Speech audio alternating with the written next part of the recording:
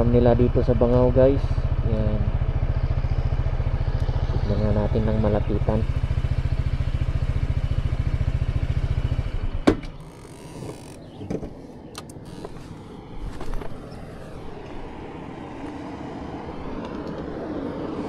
Dito sa bandang to,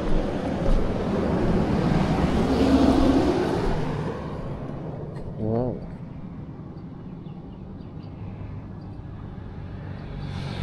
ganda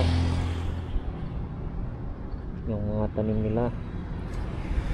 Dito naman sa bandang to, okay.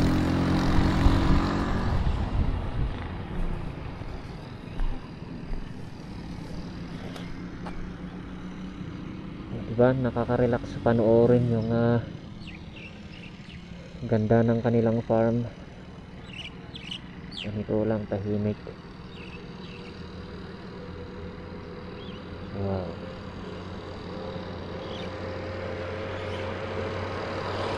Nag-rides ka tapos ganito makikita mo sa mga taas.